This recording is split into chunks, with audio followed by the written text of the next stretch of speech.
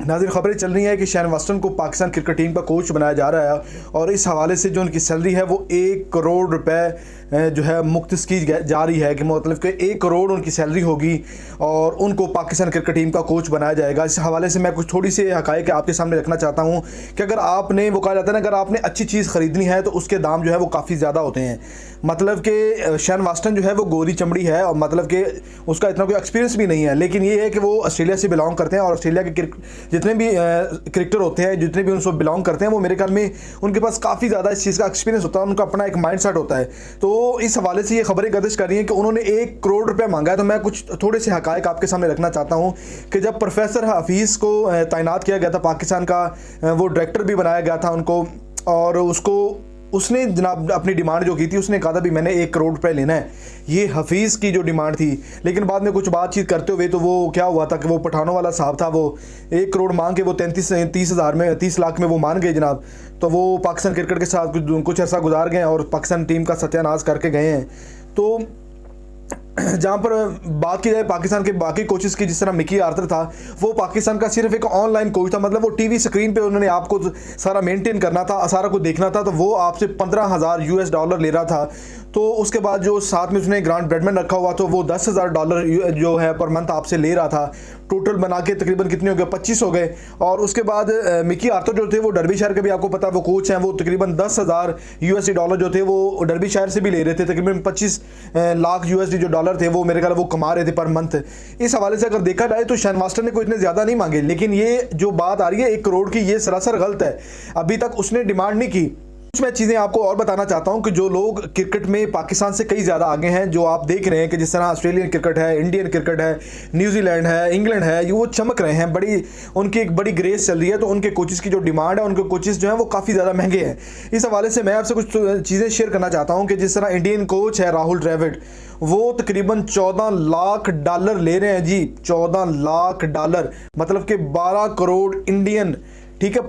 जो इंग्लैंड के कोच हैं ब्रैंडन मैकलम, और वो जो है वो 2.5 मिलियन, मतलब के $20 लाख जो है वो मंथली ले रहे हैं। और पर ईयर के हिसाब से लगाया जाए तो तकरीबन करोड़ों में जाके पड़ते हैं।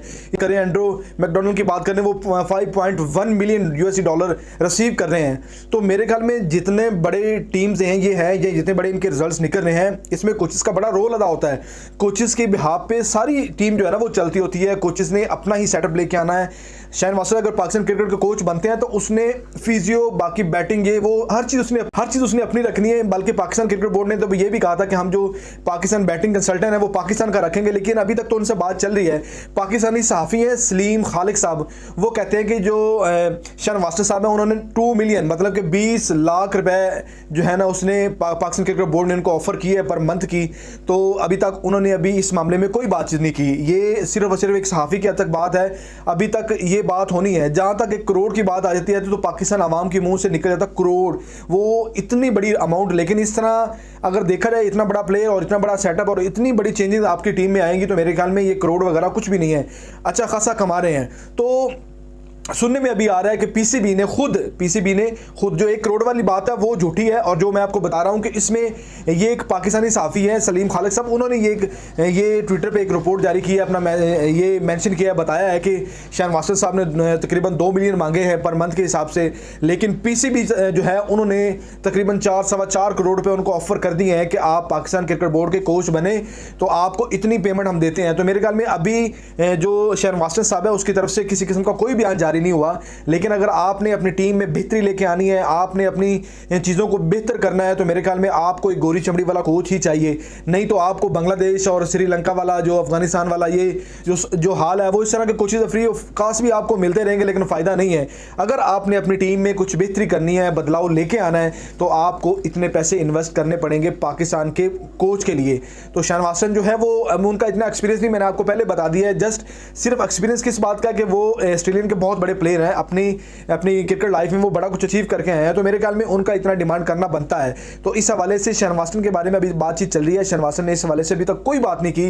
ये जो डिखोसले हैं जो वो पाकिस्तान के कुछ सड़क छाप जो सहाफ़ी हैं मेरे ख्याल में वो कर रहे हैं, या यूट्यूबर जो हैं वो इस चीज़ को लिखी जा रहे हैं कि उन्होंने 1 करोड़ रुपए मांग लिया। जी इतना बड़ा 1 करोड़ रुपए, हमने तो 1 लाख रुपए पर डे के हिसाब से मोहम्मद हफीज़ को भी पेड किया था और पल्ले उसने बंदे ने हमारे कख नहीं डाला था। तो इसलिए इन लोगों को टीवी के हद तक रहने दे। आप वो तरह तरह की बातें टीवी पे बैठ के कभी वो बाबर आजम पे बात करते हैं, कभी किन पे बात करते हैं, कभी किसी की फिटनेस के बारे में बात करते हैं, कभी क्या करते हैं।